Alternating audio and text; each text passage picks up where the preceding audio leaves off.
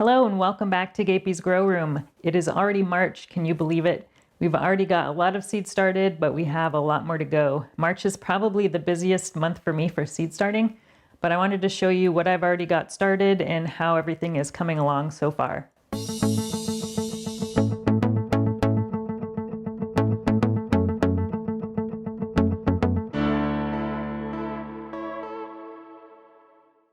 Let's start over here on this shelf. We've got our Mars Hydro TS1000 LED panel, and that is about 18 inches over our seedlings here that we've got going. We've got our microgreens here that I started several weeks ago now. I just completed that microgreen series. If you missed that, be sure to check that out. But this is all that's left of those. I've harvested 2 full trays, and then this half is probably going to get harvested this weekend. And then behind that, we've got all of our alliums. We've got several different varieties of onions and leeks. This one is the Rosa di Milano. I grew that one last year. It's a red variety that stores really well and does really well here. And then Blush is a new variety to me. I haven't tried that one before, but I have heard good things about that one. So I'm excited to try that one. And then we've got Patterson, which I've grown before. American Flag and Broad London Leeks I've grown before. And then this Elsa Craig is one of my favorites here, and that's a good storing onion as well. Now you can see they are getting pretty tall, so they are about ready for a trim. And I do get a lot of questions asking me about when to trim them and how much to trim them. Well, when they start getting so long that they're starting to kind of flop over like this, that is a great time to give them a trim. So this will be their first trim since I planted these in January. And I'll go ahead and do that now. I usually just get a pair of nice sharp scissors, and I usually cut them down to about 3 inches or so. So I'm just going to take them and just trim the tops right off. And you can actually eat these. They taste very similar to chives, so you can chop those up and put them in whatever you would use chives for. So we're just going to finish chopping here. And that's all there is to it. So that's the Rosa di Milano. Let's go ahead and do this one too. All right, that looks much better. Now I will probably trim these at least, I don't know, 8 times or so before these even go outside. And they're going to stay in these containers until I transplant them, probably around April, end of April maybe. And then behind that, we've got some fig cuttings. This one is called The One, which I got from a friend here in Seattle. He actually rooted this for me, and I just got it from him just a couple weeks ago. And then this one here is a Burgessot Grease, which I rooted from a cutting that I accidentally broke off of one of my trees when I was moving them around. And I do have this back tray on a heat mat. Now onions are pretty cold hardy, so they really don't need a heat mat. But the heat mat is mainly for the figs because they do like it a little bit warm. So I've got the heat mat there on those, and the onions just happen to be on there too. It doesn't hurt them to be on some heat, but they definitely do not require it. Now over here on the top shelf of this one, we've got our seed tray that has a humidity dome on those, and these are the ones that have not yet germinated. So I've got some poppies here, bright yellow, coral, and Welsh poppies. Those have been in here for a little while, and they have not come up yet. Now, a lot of people say that poppies are best direct sown, and I have tried that, and I was not very successful. So I decided to try starting those indoors this time and see how that goes. And then I've also got some parsley, which has been in this tray for a good couple weeks, and it still hasn't come up. So I'm thinking my seeds may be bad. So I may have to get some more seeds and try starting those over again. I've got 2 more shelves here that are starting to get pretty full of starts, and I do like to start my seeds under T8 fluorescent shop lights. It is about 60 degrees in here, and I just like the added heat that these lights put out. They do get a little bit warm, so the LED lights don't put off as much heat. So that's why one of the reasons I like using the fluorescents is because they heat up just a little bit. And I do have some of these on heat mats, but most of them are not. So this one here is the tray of lettuces. This is about how high I have the light from the seedlings. It's about a couple of inches, but let's raise that up. I've got this thing here that makes it really easy to raise and lower the lights. Just pull on that string and it raises it right up. All right, so let's take a closer look. So we've got some Merlot lettuce here. This is the first time I've grown that one. These are free seeds that I got from my Baker Creek order, but I've heard really good things about that variety. And then I've got some white seeded Samara, and I grew this one for the first time last year, and it is a really neat lettuce. It's kind of pretty. It grows a little bit more flat than other varieties. And then I've also got some variegated radicchio over here, which is really pretty. It's got some mostly green with some kind of purple flecks in it. So I'm looking forward to trying that. I haven't grown that one before. This one back here is really pretty. And then in the next tray, we've got some more cold hardy stuff. We've got some Noble Giant. That's a spinach. And then behind that, we've got our Bloomsdale spinach. So our spinach is doing really well. I'll probably be able to transplant these outside here in the next few weeks or so. And then we've got some kale. This tray is a dwarf blue. And then we've got some kalon. The kalon isn't really doing all that well. I've got 2 of those, and then I've also got 2 of the dazzling blue kale back here. And the dazzling blue is a really nice, kind of a dinosaur type kale. And then I've got a couple of trays of white stemmed pak choi, and those are doing really good. I've got another tray hiding behind the lettuce here. This is our celery, and I just repotted these up into 6-cell containers last night. This is a pink celery. I've got 6 of those, and then I've also got a tango celery, and I've got 12 of those. And then in this last tray, we've got some statice, which is a flower I haven't tried before, but it looks really pretty. And then we've also got some violas. This is an antique leata, and then this one is tiger leata. Both of those are really beautiful looking flowers.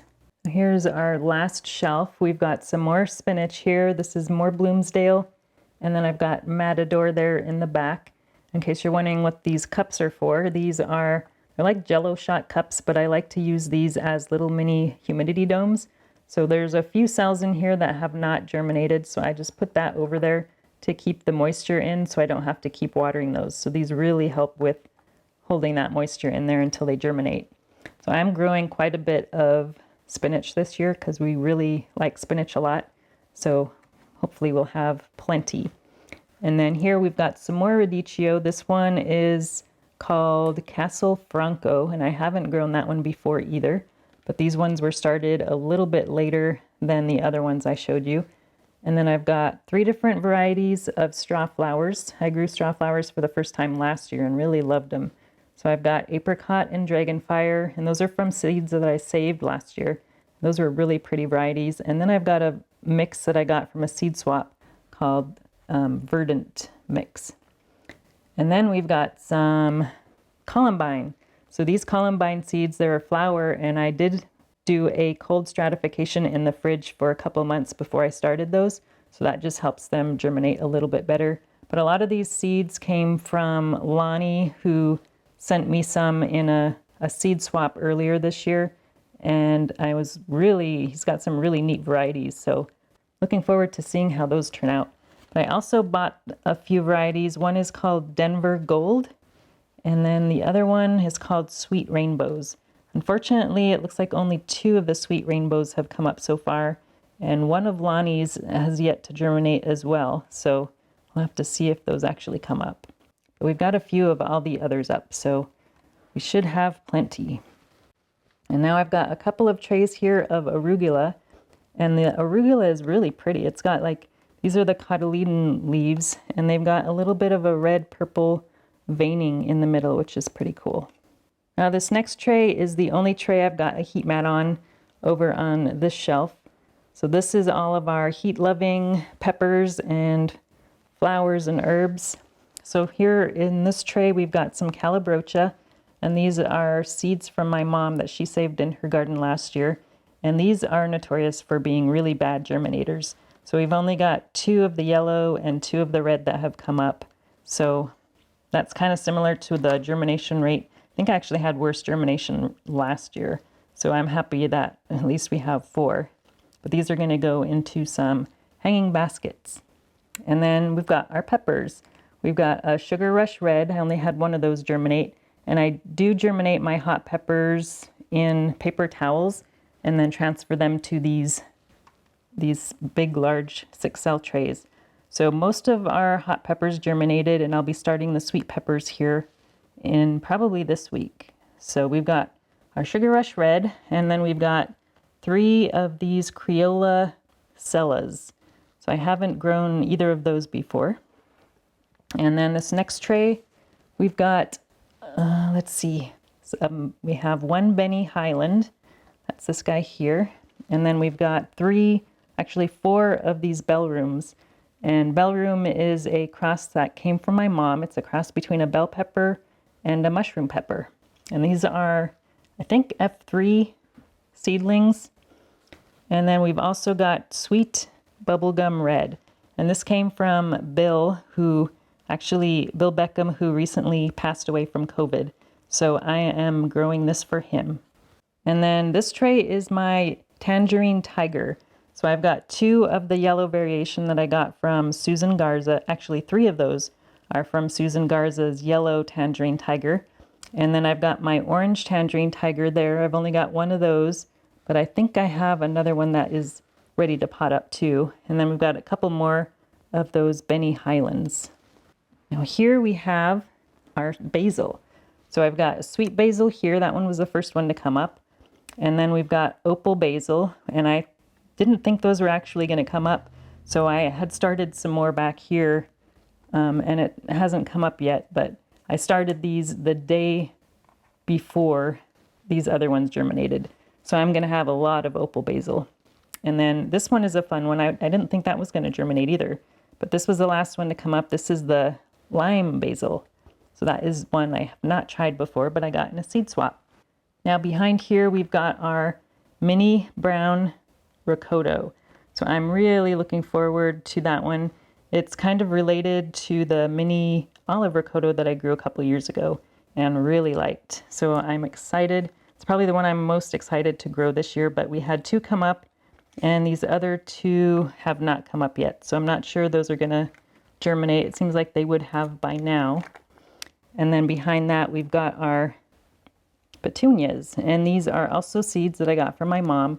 They're super tiny seedlings, but we've got some blue wave petunias and yellow wave petunias. So we're going to have quite a few of those. And then I've also got my watering bottles here that I use to water my seedlings. And I have these sitting on the tray that has the heat mat in it just to keep the water warm. But let me show you what I've been using to water these. And I use these for my microgreens as well. So these I got from Amazon. And the bottle top just puts out a really nice stream of water that's really gentle on the seedlings. So I'm really liking these little tops. Now the last thing I wanted to show you is in this tote here. This is a tote I think we picked up at Costco, but I like to use these for starting my fig cuttings. So these are all fig cuttings, probably 6 different varieties. And I've got them in a mix of perlite and vermiculite. And I like to start these in clear cups because it allows me to see the roots when they start growing very easily. So I can tell if it's dead or not, if it hasn't. Sometimes it takes a long time for them to leaf out, and they'll get roots before they get leaves. So that is a really good idea to use clear pots so you can see the roots grow. And then I've also got a heat mat down here, so that'll keep them nice and warm. But I do keep them in this tote because they do like to have a humid environment and they don't need to be watered as often when they're in here. But the other thing I have in here is my hot pepper seeds. So this is what I use to germinate those hot peppers. So they are in a Ziploc bag and got some wet paper towels in there. And here are the seeds themselves. So I used to wrap the seeds in the paper towel and they used to always get stuck in the paper towel. But now I just put them on the bottom and they don't get stuck anymore. So these here are the Sugar Rush Red and the Tangerine Tiger. So I do have a couple more tangerine tigers that look like they're going to be ready to pot up in a couple days. And then we've also got another sugar rush red that's going to be ready to pot up. So we've got a few that are almost ready there.